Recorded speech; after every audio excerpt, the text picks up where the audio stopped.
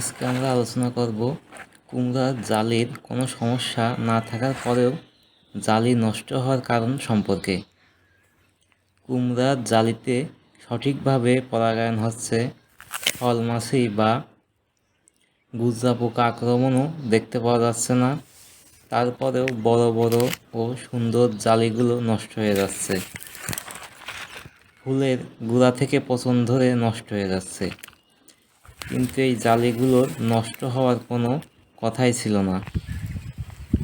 সাধারণত ছত্রাকজনিত কারণে এই ধরনের সমস্যা হয়ে থাকে। ফুলের গোড়া থেকে পচন ধরে জালি নষ্ট হয়ে যায়।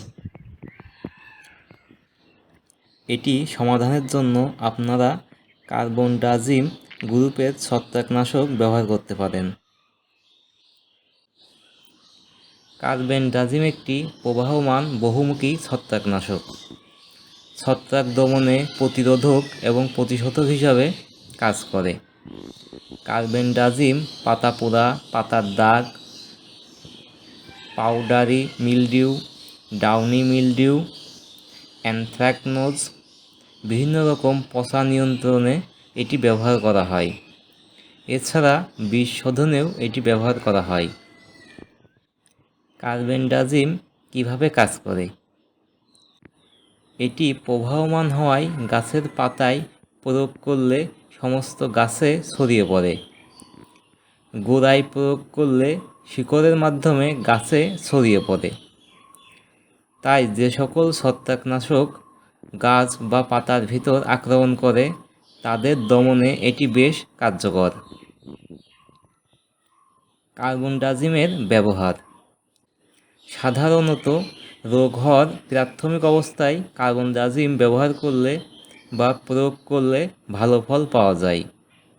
গাছে রোগ বেশি ছড়িয়ে পড়লে কার্বনডাজিম ও ম্যানকোজেব একসাথে ব্যবহার করতে হয়। এই চ্যানেলে ম্যানকোজেব সম্পর্কে বিস্তারিত ভিডিও দেওয়া আছে।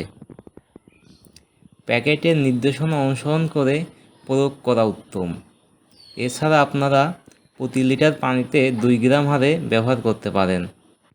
বীজ শোধনে 1 লিটার পানিতে 2 গ্রাম কার্বনডাজিম ব্যবহার করতে হয়।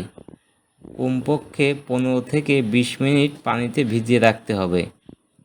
সাধারণত কিছু কীটনাশকের সাথে মিশিয়ে স্প্রে করা যায়, তবে চুন, সালফার বা খাদ জাতীয় উপাদানের সাথে কখনোই মেশানো যাবে না।